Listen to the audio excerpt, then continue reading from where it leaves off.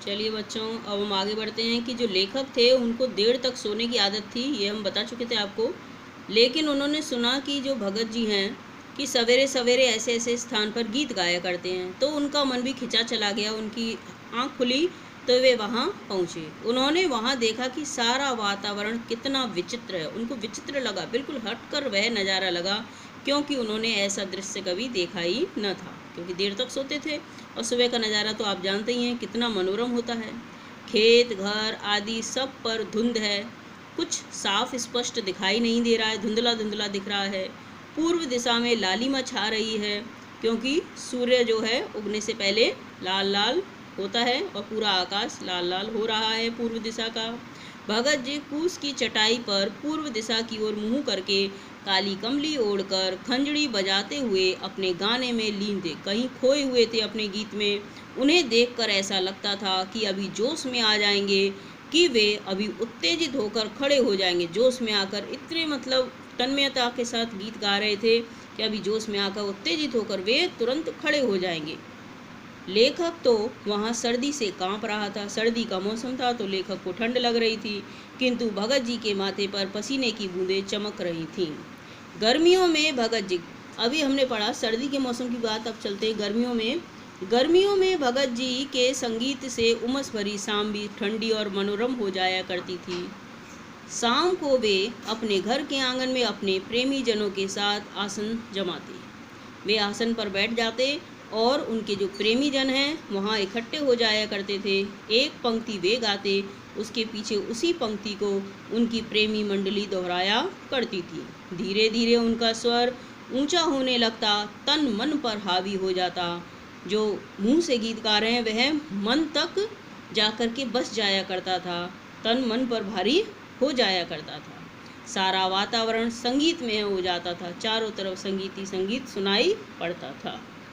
भगत जी के संगीत साधना का, अब हम आगे बढ़ें, जब उनके इकलौते बेटे की मृत्यु हो जाती है उस समय जो उनकी संगीत साधना है वह कितने चरम उत्कर्ष पर पहुंचती है, अर्थात कितनी ऊंचाई तक पहुंच जाती है।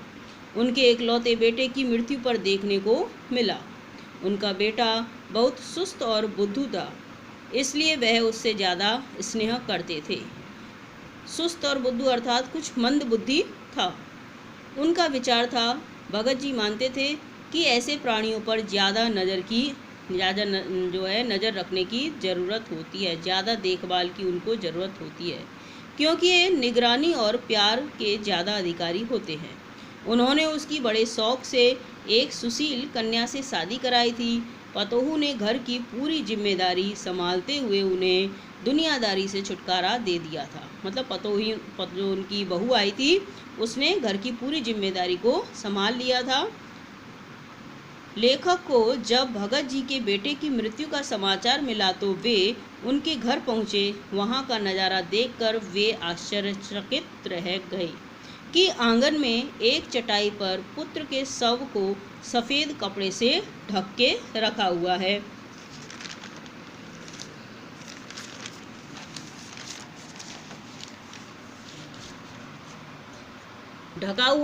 उस पर कुछ फूल और तुलसी के पत्ते डाले हुए हैं। सिरहाने पर दीपक जला रखा है।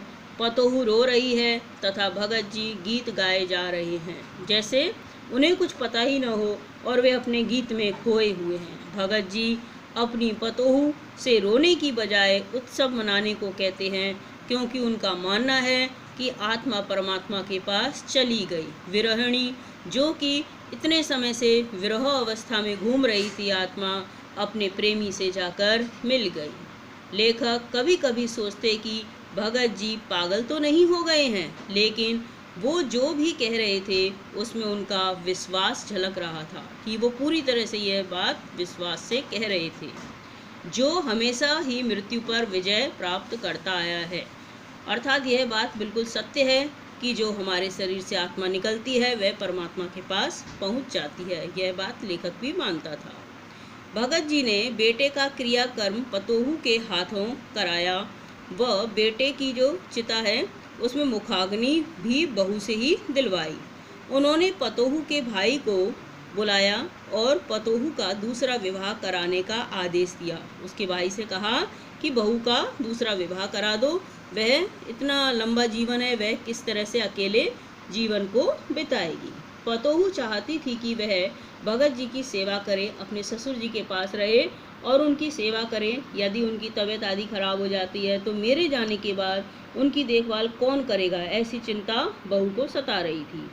और वह अपना वैधव्य, यानी जो विधवा हो गई थी अब वैधव्य कहा जाता है उसे, वैधव्य जीवन गुजारे। किंतु भगत जी के अटल निर्णय के आगे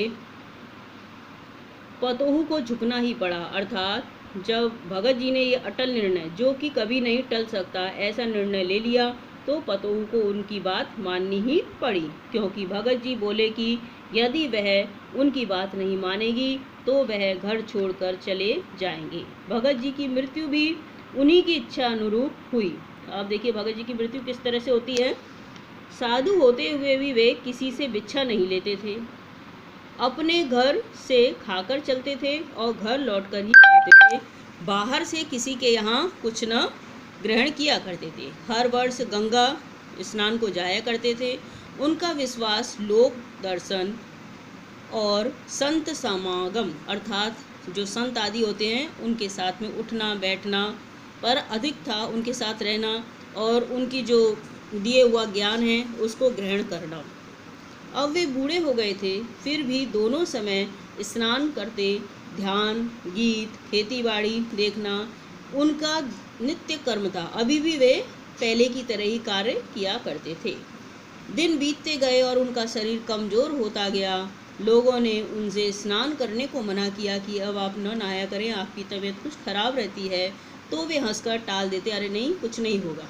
एक दिन शाम को उन्होंने गीत तो गाए, किंतु स्वर कुछ टूटे हुए थे, मतलब ढंग से वे नहीं गा पा रहे थे, जैसे धागा टूट रहा हो, टूट गया हो और माला का एक एक मोती बिखर गया हो, इस तरह से उनके स्वर निकल रहे थे। अगले दिन किसी ने उनका गीत नहीं सुना। जिस तरह वे सुबह गाया करते थे, अगले दिन किसी को उनका गीत सुनाई न पड़ा। तो उनके घर जाकर देखा तो वहाँ वे नहीं थे, केवल उनका पिंजर पड़ा था, अर्थात उनका पार्थिव शरीर वहाँ पड़ा हुआ था।